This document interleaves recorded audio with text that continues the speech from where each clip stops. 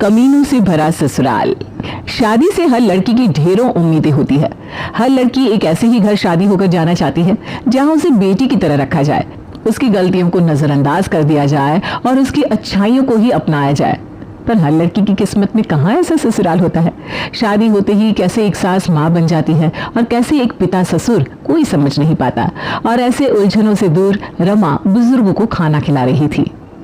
जीती रहो बेटा, जीती रहो। हम यहाँ बुजुर्गों को कोई पूछता भी नहीं। तुम हर रविवार वृद्धाश्रम में हम बूढ़ों के पास आती हो। कौन करता है इतना अनजानों के लिए? जिसको उनके बच्चों ने नहीं पूछा उन्हें तुम पूछती हो बेटा। तुम्हारे जीवन में कभी कुछ गलत नहीं होगा, ये इस बूढ़े का आशीर्वाद है। पर अच्छी करने वालों के साथ कब अच्छा हुआ है दादाजी? और मैं ये सब कुछ पाने के लिए नहीं कर रही हूँ, बस मैं किसी को दुखी नहीं देखना चाहती। रमा वृद्धाश्रम में लोगों को खाना खिलाकर उनकी सेवा कर रही थी। तभी उसके फोन पर उसकी माँ का कॉल आता है। जहाँ जाती है वहीं चिपक जाती है, दूसरों का ही सोचती रहेगी या अपना भी कभी सोचेगी? आज तुझे देखने लड़के वाले आ रहे हैं। कहा था मैंने कि आज घर के बाहर तू कदम नहीं रखेगी, तो क्यों गई बाहर? मेरे इंतजार में ये बूढ़े बुजुर्ग भूखे रहे और मैं वहां लड़के के सामने सच समझ कर उसके माँ बाप को खाना खिलाती रहूं, तो मेरा भाग्य सुधर जाएगा क्या मम्मी? अगर लड़का अच्छा होगा तो 10 मिनट वेट कर लेगा मेरा। यहाँ कोई किसी के लिए वेट नहीं करता बेटा। 10 लड़कियां देखी होगी उसने तो 11वीं होगी। तूने देरी की तो वो 12वीं के पास पहुंच जाएगा। 12वीं से 13वीं के पास चला जाए मम्मी, जो लड़का मेरे लिए 10 मिनट वेट नहीं कर सकता वो मेरे साथ जीवन पर क्या ही टिकेगा? तुम बिना कैसे नमूने रिश्ते ढूंढ कर लाती हो? बेकारी बहस मत कर। बोलो क्या तेरे पापा को? 11 बजने में 15 मिनट की देरी है, 11 बजते बजते तू घर के अंदर होनी चाहिए। भागती दौड़ती रमा अपने घर पहुंचती है। ट्रैक सूट में जूतों के साथ रमा भागती हुई घर के अंदर आती है। देखो मैं टाइम पर आ गई हूँ। यूं बड़ी बड़ी आंखें करके मुझे मत देखो। अब आंटी जी पहले आ गई तो मेरी क्या गलती? नमस्ते आंटी जी, पाए लगो। कैसे संस्कार दिए हैं मनीषा जी आपने अपने बेटे को? जूते पहनकर घर के अंदर आ गई। ये सब क्या हरकतें रमा? तुम ऐसी बेढंग की हरकतें तो कभी नहीं करती थी। जाओ बाहर जूते खोल कर आओ। सॉरी आंटी जी, पर वो क्या है ना, रास्ते में मेरा पैर मुड़ गया था तो पट्टी करवा कर आई हूँ, इसलिए जूते नहीं उतारे। ये सुनते ही सुरेश खड़ा हो जाता है और कहता है, प्रेम, जूते सुन लिया ना तुम लोगों ने जो सुनना था? ये टूटी फूटी लड़की को देखने बुलाया था क्या बहन जी आपने हमें? चलते हम। अरे भाई साहब ये क्या बात कर रहे हैं? गिर गई होगी रमा, पैर में जरा सी चोट है, बाकी सब तो ठीक है ना रमा? और वैसे भी कोई चोट नहीं है, आप देख ही तो रहा है कितनी फुर्ती में आई है रमा। वैसे बहन जी हमें दूसरी जगह भी निकलना है। अब कब रमा कपड़े बदलेगी, कब हम इसे देखेंगे? जब इसका पैर ठीक हो जाए तब फोन कर लीजिएगा। और रमा को मना करके लड़के वाले उसके घर से बाहर निकल जाते हैं। आपने तो कहा था पापा जी कि 15 मिनट से ज्यादा मैं किसी घर में नहीं रुकूंगा, 20 मिनट होगा यहाँ। बोली तो बोली, 15 मिनट होते मैं वहां से उठ गया था, तू निकल जाती ना बाहर। तुझे तो खुद वहां बैठकर नाश्ता टकारना था। मुझे आपसे बहस भी नहीं करनी, मुझे किटी पार्टी में भी जाना है, लेट नहीं हो सकती मैं, वरना लेट होने पर फाइन लग जाएगा। प्रेम के घर वालों को किसी लड़की के घर पर उसे 10 बात सुनाने का जरा सा भी गम नहीं होता। सब इस बात को भूल अपने कामों में ऐसे लग जाते हैं जैसे वो प्रिया के घर पर टाइम पास करने गए थे। एक सुबह बैंक का चेक था वो, ज्योति कोई मजाक नहीं था। कहाँ रख दिया तुमने चेक? आज मुझे विड्रॉ करने थे पैसे। इतनी मुश्किल से 2 लाख रुपए पार्टी ने वापस किए थे। इतनी दौड़ भाग करनी पड़ती है तकादा लेते वक्त, पता भी है क्या तुम्हें? अरे पता भी कैसे हो, किटी पार्टी से फुर्सत मिले तब ना। उसी किटी पार्टी से उठे 1 लाख रुपए को भिखारी की तरह हाथ आगे करके मुझसे मांग लेते हो तुम? भूल गए क्या पिछली बार तुम्हारी कार की EMI मेरी किटी से आए पैसों से ही भरी गई थी? और मैंने नहीं रखा चेक, तुम्हारी बहन ने रखा होगा, उससे पूछो। अपना नाम सुनते ही तिल मिलाती हुई प्रिया कमरे में ऐसे आती है मानो किसी ने उसके सर पर डंडा मार दिया हो। इस घर में एक तिनका भी नहीं उठाती मैं, और चेक उठाने जाऊंगी? पागल समझा क्या भाभी आपने मुझे? लीजिए निकल गई ना मुंह से बात, एक तिनका भी नहीं उठाती आपकी बेटी मम्मी जी। और आपने तो रसोई का मुंह न जाने आखिरी बार किस दिन देखा था? यहाँ मेरी मुंह दिखाई क्या हुई, वहां आपकी रसोई से विदाई होगी। तो जो भी रूखा सूखा मिल रहा है वो मेरी बदौलत ही मिल रहा है आप लोगों को। ला निकल गई ना मुझसे बात। रूखा सूखा गाय के सामने जैसे चारा डाला जाता है ना, वैसे ही सूखी रोटियां डाल देती हो हम लोगों के सामने। मेरे हाथ का खाना अच्छा नहीं लग रहा ना मम्मी जी, तो अपने लिए दूसरी बहू ले आई है।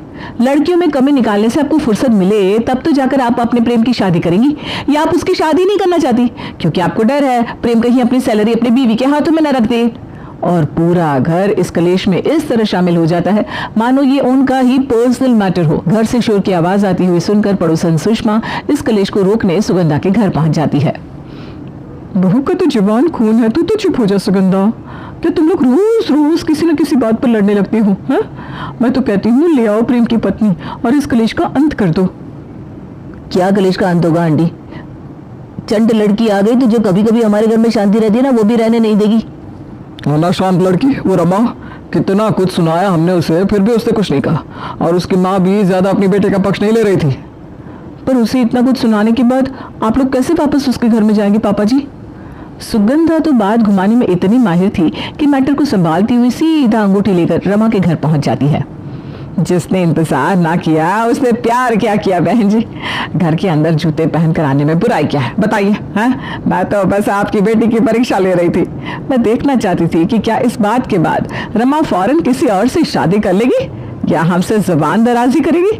लेकिन नहीं, देखो पूरे 15 दिन हो गए, अब तक वहीं की वहीं है रमा। हाँ, जो लड़की इतने दिन इंतजार कर सकती है वो पूरा जीवन टिकेगी भाई। अरे वाह, ये तो मेरी ही लाइन बोल दी आपने आंटी जी। मैं भी यही बात कहती हूँ। लीजिए मम्मी जी, सास बहू की सोच तो यही मिल गई। लगता है ससुराल में मुझे कॉर्नर कर दिया जाएगा।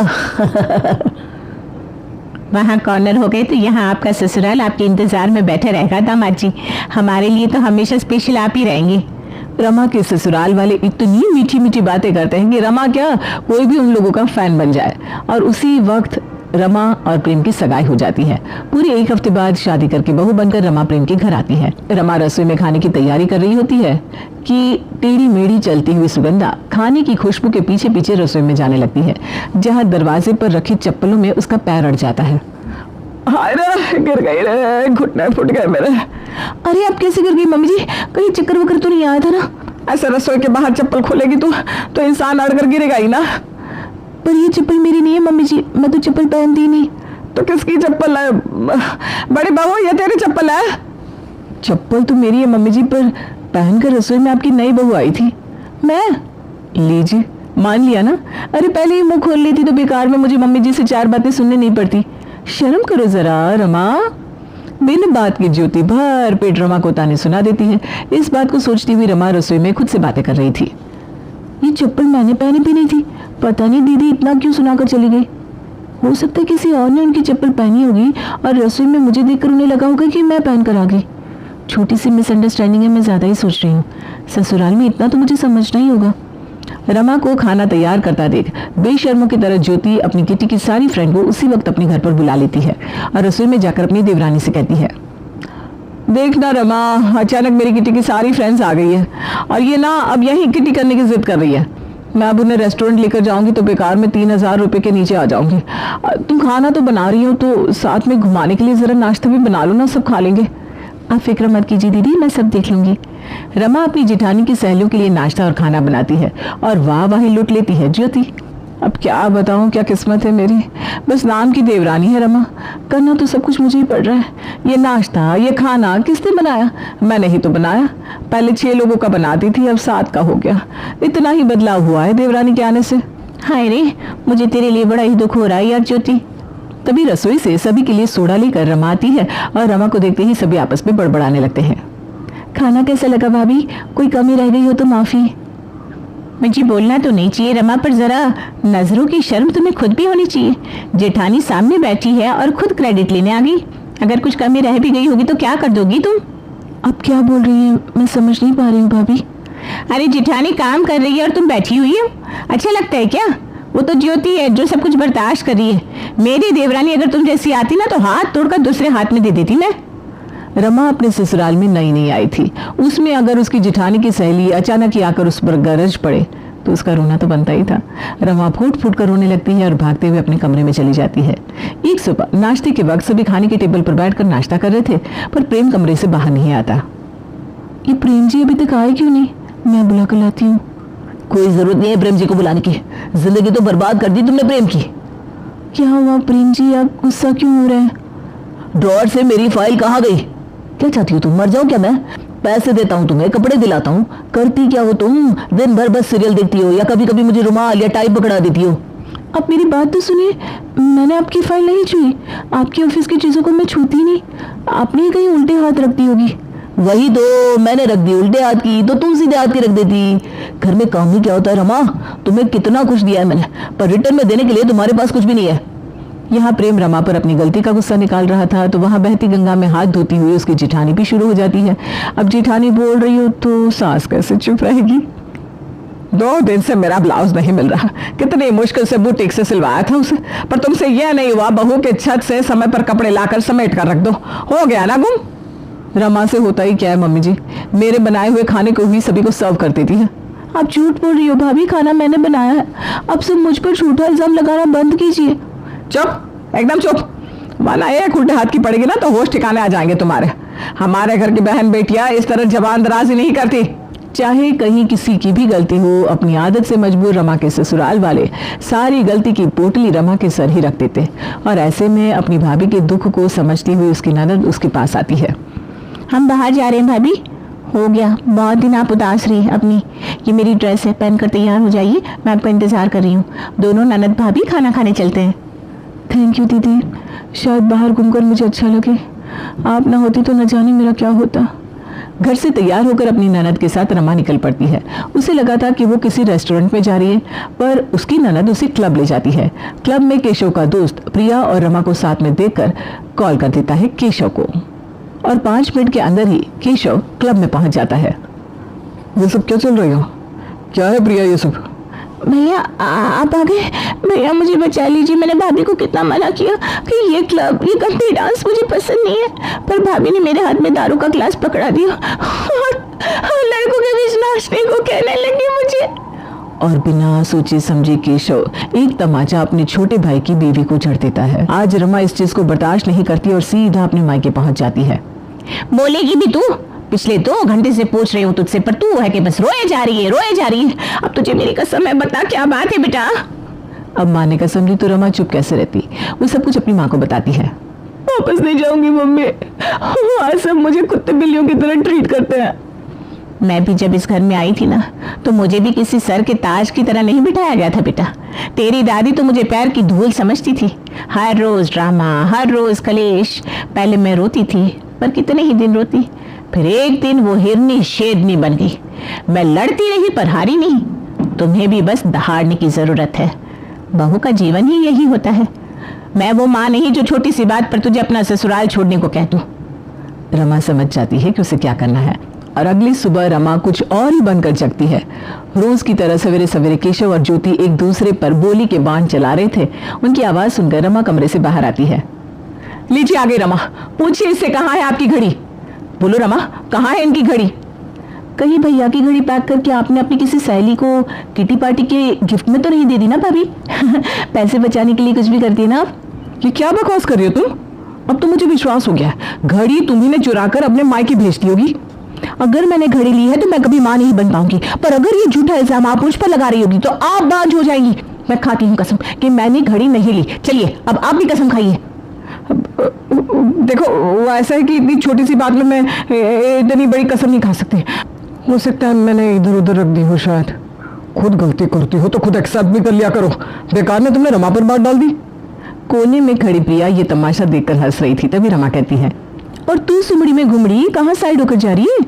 यहाँ सबके बीच अपने फोन से राहुल को कॉल लगा। कौन राहुल? मतलब आप कॉल नहीं लगाएंगी? मेहनत के काम तब से होते नहीं ना दीदी, ये काम आप ही कर दीजिए ना जेठ जी। जिस हाथ से तमाचा आपने मेरे गालों पर जड़ा था, जरा उस तमाचे को मैं आपके गाल पर भी जड़ देती हूँ बिना हाथ लगाए। अपनी ननद के हाथ से फोन छीनकर रमा प्रिया के बॉयफ्रेंड राहुल को कॉल लगाती है और क्लब की बात सभी के सामने आ जाती है। हाँ मैं लेकर गई थी भाभी को क्लब, क्योंकि राहुल वहीं मिल सकता था मुझे। बाकी हर जगह तो आपने अपने पहरेदार बिठा रखे हैं भैया। आपके घर की बहन बेटियां ऐसी हरकतें नहीं करती, ऐसा ही कहा था ना आपने? पापा जी, दीदी आपकी बेटी नहीं है क्या फिर? इससे ज्यादा बोलना मेरे संस्कारों में नहीं है।